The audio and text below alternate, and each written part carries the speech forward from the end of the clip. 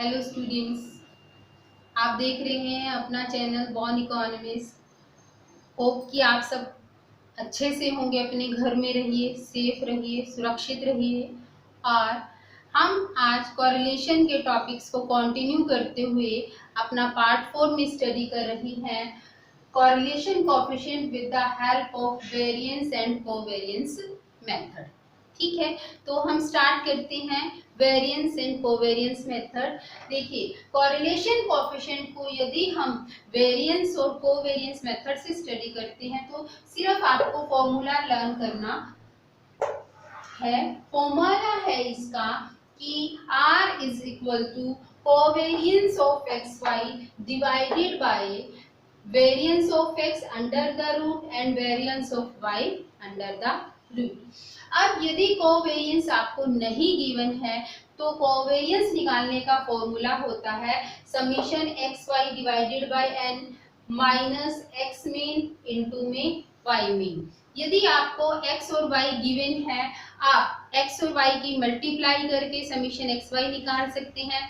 x का mean निकालिए, y का मीन निकालिए और उसको n से मतलब समीशन एक्स वाई को यदि n से डिवाइड कर देते हैं और x मीन y मीन की मल्टीप्लिकेशन में से माइनस कर देते हैं तो कोवेरिएंस आपके पास अवेलेबल हो जाता है। अब हमें स्टैट्स में पता है कि जो हमारा ये है variance of x, variance of x है, variance of x under the root किसके बराबर होता है, standard deviation of x, and variance of y under the root standard deviation of y। यदि हम इनकी वैल्यू यहाँ पर पुट कर दें तो हमारा और फार्मूला जो है ना, मतलब r का नया फार्मूला क्या बन जाएगा, covariance of x y is equal to divided by standard deviation of x standard deviation of y। यदि हमें कोवेरिएंस के साथ साथ वेरिएंस दिया हुआ है तो वेरिएंस का अंडर रूट लिख दीजिए। यदि स्टैंडर्ड डेविएशन दिया हुआ है तो directly standard deviation of x और स्टैंडर्ड डेविएशन ऑफ y से भी आप r की वैल्यू फाइंड आउट कर सकते हैं। अब हम इस पर बेस्ड कुछ क्वेश्चंस करेंगे जो कि बहुत ही इम्पोर्टेंट हैं एग्जाम में। ये क्वेश्चन जो कि जिनका सॉल्यूशन 4 से 5 मार्क्स का होता है, वो लाइंस का होता है, लेकिन ये क्वेश्चन 16-16 मार्क्स के आते हैं। और जितने भी आपके कंपटीशन टेस्ट होते हैं, कॉम्पिटिटिव एग्जाम्स होते हैं, जैसे HTET है और नेट एग्जाम है और जितने भी बैंकिंग सेक्टर के जो टेस्ट हैं उनमें इस पर बेस्ड क्वेश्चन जो है वो आता ही आता है। तो यहाँ पर दो स्टेटमेंट हैं। पहले क्वेश्चन में आपको क्या बोला गया है कि for two series x and y, आपको x एंड y की सीरीज दी हुई है, कोवेरिएंस ऑफ x y आपको गिवन है in question first. Covariance is given 15, variance of x is given 25, variance of y is given 36। आपको find out करना है r। सबसे पहले तो हमें ये देखना होता है कि हमें दिया क्या हुआ है और हम उससे कैसे अप्लाई कर सकते हैं। अब हमें दिया हुआ है covariance variance of both the variables, तो हम यहाँ पर फॉर्मूला लगाएंगे R is equal to covariance of xy divided by under root variance of x and variance of y। ये आपने फॉर्मूला अप्लाई कर दिया, वैल्यूज पुट कर दीजिए। कोवेरिएंस है 15, वेरिएंस ऑफ x आपको गिवन है 25, वेरिएंस ऑफ y आपको गिवन है 36। तो 25 का अंडर रूट 5 और ये 6, इसको जब हम करेंगे 5 3 2 तो 1/2, तो r की वैल्यू आपकी आ जाएगी 0.5। देखिए, सिर्फ 2 लाइन का क्वेश्चन है, ये तो पूरा समझाया है इसलिए, अदरवाइज हम सीधा सीधा यहाँ से भी निकाल सकते हैं 15 डिवाइडेड बाय 5 इंटू 6, जो यदि कंपटीशन टेस्ट के लिए है तो सीधा आप यहाँ से अप्लाई कर दीजिए 3/6 यानी कि 0.5। 1 सेकेंड में आप आंसर ऐसे फाइंड आउट कर सकते हैं। Is it clear? अब हम करेंगे सेकंड क्वेश्चन। सेकेंड क्वेश्चन में आपको एक्स सीरीज और वाई सीरीज का कुछ डेटा गिवन है। सबसे पहले एक चीज याद रखने वाली है कोरिलेशन कोएफिशिएंट में कि आपको एक होता है स्मॉल एक्स वाई और एक होता है कैपिटल एक्स कैपिटल वाई। इन दोनों में फर्क है। जो स्मॉल एक्स है कोरिलेशन में ये क्या होता है, डेविएशन ऑफ मीन, ठीक है, deviation of the value from the mean. Y small y होता है deviation of y from the mean, actual mean से। यदि एज्यूम मीन से डेविएशन है, ये सारा मैंने प्रीवियस वीडियोस में करवाया हुआ है, जिसका की लिंक आपको डिस्क्रिप्शन बॉक्स में दिया गया है। जिन बच्चों को ने पहली वीडियो नहीं देखी और ये समझना है कि स्मॉल एक्स और कैपिटल एक्स में क्या डिफरेंस है, स्मॉल वाई कैपिटल वाई में क्या डिफरेंस है, डी एक्स और डी वाई में, डी एक्स और स्मॉल एक्स में क्या डिफरेंस है, आप वो वीडियोस जरूर देखिएगा। यहाँ पर मैं थोड़ा सा ब्रीफ कर रही हूँ। डी एक्स का मतलब है कि deviation of x from assume mean of x and dy का मतलब है deviation of y from assume mean of y। तो इसीलिए यहाँ पर सबसे पहले जब आपको इस तरह के क्वेश्चन गिवन है तो उसमें ये देखना बहुत ही जरूरी है कि आपको data small x small y में गिवन है या कैपिटल एक्स कैपिटल वाई में गिवन है। अब देखिए यहाँ पर हमें n की वैल्यू गिवन है 30, तो n हम लेंगे 30। Solution n is equal to 30 और standard deviation of x given है 6, standard deviation of y given है 7 एंड आपको गिवन है summation of small x small y that is 360 and उसके बाद x मीन गिवन है 40, y मीन गिवन है 50। एक चीज का याद रखिए, जैसे मैंने अभी आपको बताया कि r की वैल्यू हम फाइंड आउट कर सकते हैं covariance of x Y divided by standard deviation of x to the standard deviation of y। यहाँ पर हम कोवेरिएंस ऑफ एक्स वाई भी निकाल सकते हैं, लेकिन उसके लिए हमें कैपिटल एक्स और कैपिटल वाई का समीशन दिया होना चाहिए। ये जो हमें एक्स वाई का समीशन दिया है ये स्मॉल एक्स वाई में गिवन है, तो यहाँ पर हमारा आर का फॉर्मूला चेंज हो जाएगा। हम कोवेरिएंस की जगह लिखेंगे summation x Y divided by N into में standard deviation of X standard deviation of Y. ये छोटा सा चेंज आपको लर्न करना है कि यदि डेविएशंस ऑफ एक्स वाई की मल्टीप्लिकेशन दिया हुआ है product of the deviation of x y from mean, तब हमारा फॉर्मूला लग जाएगा summation x Y divided by n. तो यहाँ पर हम लेंगे समीशन एक्स वाई हमारा कितना है 360, एन कितना है हमारे पास 30, standard deviation of x 6, standard deviation of y 7। ठीक है, कर दीजिए इसको कटपट, जो भी आपका बचता है 2/7, तो ये अप्रोक्सीमेट में आपका आ जाएगा 0.3। इस तरीके से आप निकाल सकते हैं। ये जो कोवेरिएंस का जो हमने फॉर्मूला बताया था, covariance of x y is the summation of x y minus x mean y mean divided by n. तो यहाँ पर ये फॉर्मूला रिड्यूस हो जाता है जब आपका समीशन एक्स वाई ना देकर, ये समीशन एक्स वाई है एक्चुअल वैल्यू से, ये समीशन एक्स वाई है डेविएशन से। जब हम एक्चुअल वैल्यू से ना लेके डेविएशंस का प्रोडक्ट लेते हैं तो फॉर्मूला चेंज होता है summation x Y divided by N.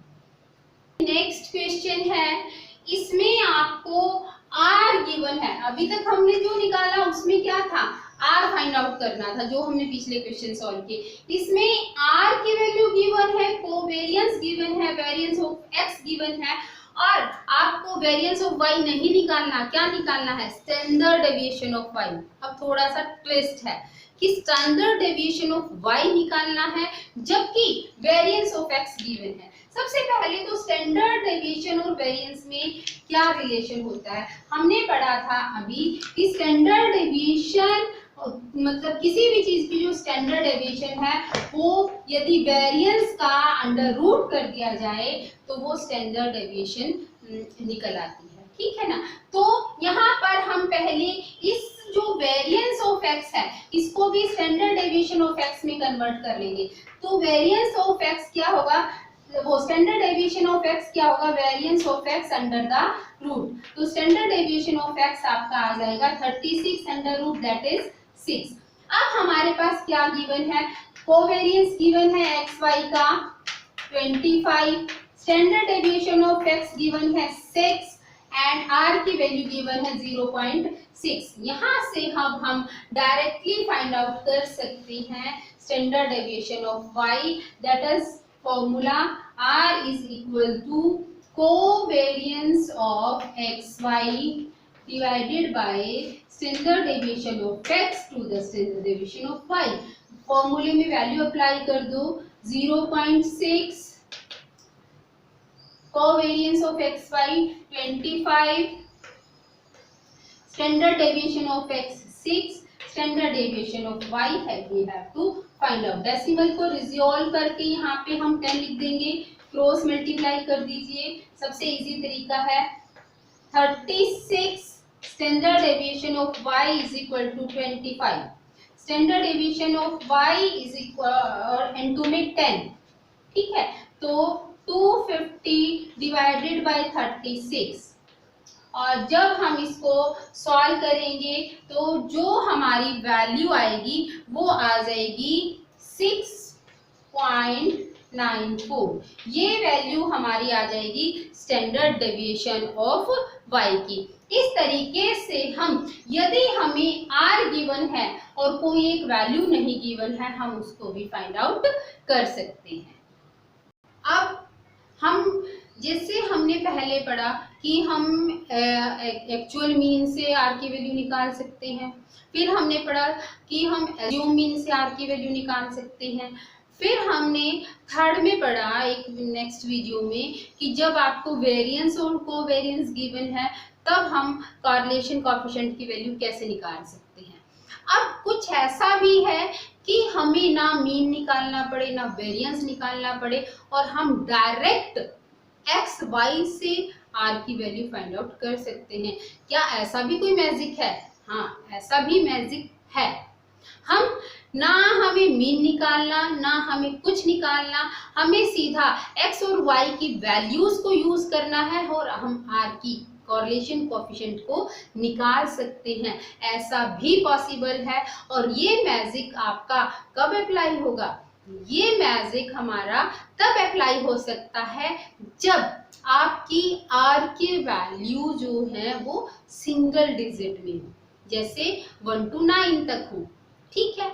और जो नंबर ऑफ n मतलब n जो है वो स्मॉल हो, जैसे 6 वैल्यूज हो, 7 हो, 10 हो, 10 में हम ये फॉर्मूला अप्लाई कर सकते हैं क्योंकि जब आपकी x की वैल्यूज 9, 10 तक होती हैं तो उनके स्क्वायर फाइंड आउट करना, उनको आपस में मल्टीप्लाई करना हमारे लिए बहुत ही इजी हो जाता है। हम बहुत इजीली उनका प्रोडक्ट निकाल सकते हैं, उनका स्क्वायर निकाल सकते हैं। जैसे ही वैल्यूज एक्सीड कर जाती हैं 10 अबव 16, 17, 19, फिर उनका प्रोडक्ट निकालना, दो वैल्यू x भी 16 है y 19 है, दोनों को मल्टीप्लाई करना हमारे लिए थोड़ा सा मुश्किल हो जाता है। तब वहां पर हम मीन वाला मेथड यूज करते हैं। अब मैं आपको वो क्वेश्चन कराऊंगी जिसमें कि आप x और y की एक्चुअल वैल्यू से भी कॉरिलेशन कोएफिशिएंट को निकाल सकते हैं। जैसे ये है, यहाँ पर n देखिए कितना है 1 2 3 4 5 6, तो n की वैल्यू आपकी डायरेक्ट 6 गिवन है और x और y की जो वैल्यूज हैं वो सिंगल डिजिट्स में है। सिंगल डिजिट्स में यानी कि मतलब 2 to 6 तक ही x और y की वैल्यूज गिवन है। तो यहाँ पर हम पहले निकालेंगे x का स्क्वायर। x का स्क्वायर, 2 का स्क्वायर बहुत इजीली हमने बचपन से सीखा हुआ है, 4 9 1 25 36 एंड 16। फिर हम निकालेंगे y का स्क्वायर। y का स्क्वायर यानी कि y को y से मल्टीप्लाई करना है। 16, 25, 9, 16, 36 एंड 4। फिर हम निकालेंगे x एंड y का प्रोडक्ट। इसीलिए मैं आपको कह रही थी कि सिंगल वैल्यूज होना जरूरी है, क्योंकि हमें कैलकुलेशंस करना इजी हो जाता है। एक्स वाई की multiply 4 to the 8, 3 5 the 15, 3 1 the 3, 5 4 the 20, 6 6 36 and 4 to the 8। इनके आगे 0 डाल दीजिए जो सिंगल डिजिट में है, ताकि आपको इनका समीशन करना इजी हो जाए। अब हम निकालेंगे समीशन x। समीशन x यानी कि x का टोटल 10, 16, 17, 18, 19, 20, 21। So easy. फिर हम निकालेंगे समीशन y। समीशन y जो है इसी तरीके से आप उसको ऐड कर दीजिए, 6, 10, 8 ऐसे करके आपका समीशन y निकल आएगा 24। समीशन x का स्क्वायर, समीशन x स्क्वायर। अब यहाँ पर क्योंकि हम एक्चुअल डाटा यूज कर रहे हैं, इसीलिए x का स्क्वायर में हम कैपिटल X का स्क्वायर लिखेंगे, ये आपका आ जाएगा 91। फिर हम निकालेंगे समीशन y का स्क्वायर। समीशन y स्क्वायर आपका आ जाएगा 106। फिर उसके बाद summation x y. Summation x y जो है यानी कि हम इन दोनों का जब टोटल करेंगे, मतलब एक्स वाई के प्रोडक्ट का टोटल करेंगे, ये आपका आ जाएगा 90। Is it clear? So easy, so simple step. Formula वही है जो हमने पहले पढ़ा हुआ था, सिर्फ लिखने का तरीका बदल जाएगा। R is equal to n, आगे इनटू में समीशन एक्स वाई। यहाँ पर हम कैपिटल वैल्यूज यूज करेंगे, एक्स वाई को कैपिटल यूज करेंगे, minus summation x summation y divided by under root n summation x square minus summation x का whole square into में n summation y square minus summation Y का whole square. जो ये values हैं इनको put कर दीजिए। एन की वैल्यू कितनी थी? 6। समीशन एक्स वाई हमारा कितना आया है? 90 माइनस समीशन एक्स कितना है? 24 इनटू में समीशन वाई कितना, सॉरी समीशन एक्स है 21, समीशन वाई है 24 under the root N 6 summation x का स्क्वायर 91 माइनस समीशन एक्स का whole square. This is summation x का square and this is summation X इसका होल स्क्वायर यानी कि 21 का स्क्वायर।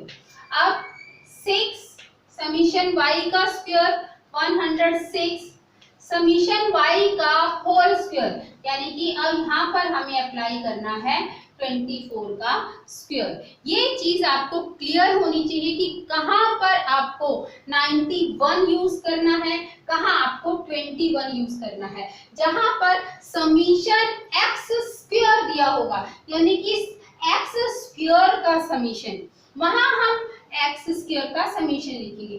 जहां दिया होगा समीशन एक्स का होल स्क्वायर यानी कि एक्स का समीशन करके फिर उसका आपने स्क्वायर लिखना है। इन दोनों चीजों को आपने डिस्क्रिमिनेट करके रखना है, इसको अच्छे से अंडरस्टैंड करना है। इसके बाद इसको मल्टीप्लाई कर दीजिए 540 माइनस 21 और 24 जो है इसकी मल्टीप्लीकेशन की आ जाएगी 504 अंडर रूट, इसका जब हम निकालेंगे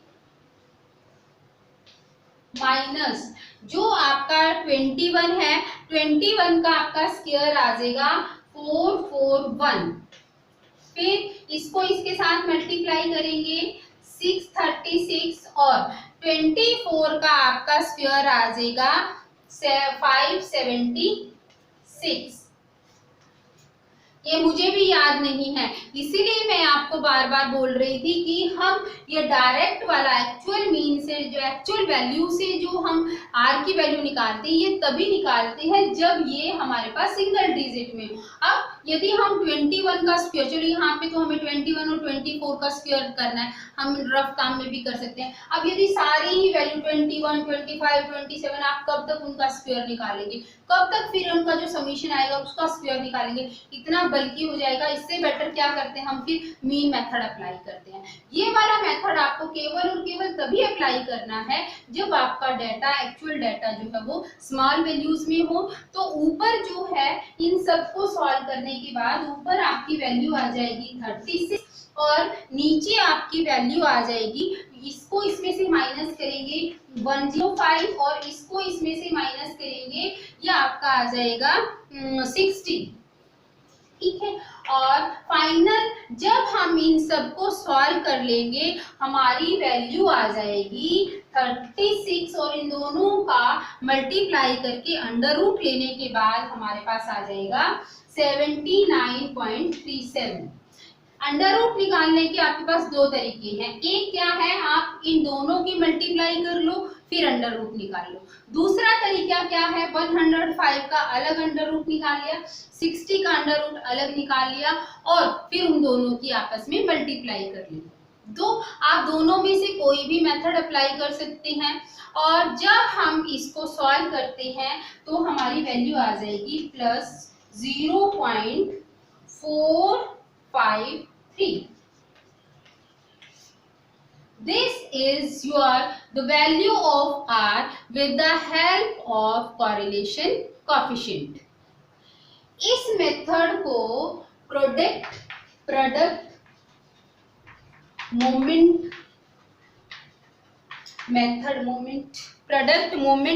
भी, हाँ, प्रोडक्ट मोमेंट मेथड भी कहा जाता है।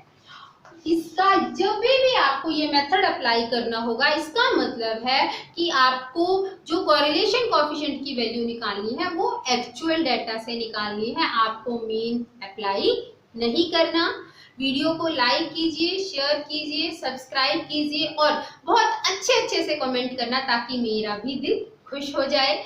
और मैं आपको अमेज़न की एक बुक्स का लिंक डिस्क्रिप्शन बॉक्स में शेयर कर रही हूँ, वहाँ से आप अपनी कोई भी बुक इकोनॉमी, स्टैट्स की, मैथ्स की, उस लिंक का यूज़ करके वहाँ से बाय कर सकते हैं। जिस बच्चे को भी लेना हो वो डिस्क्रिप्शन बॉक्स में से लिंक देखकर वहाँ से अपनी बुक को परचेज कर सकता है। Have a nice day.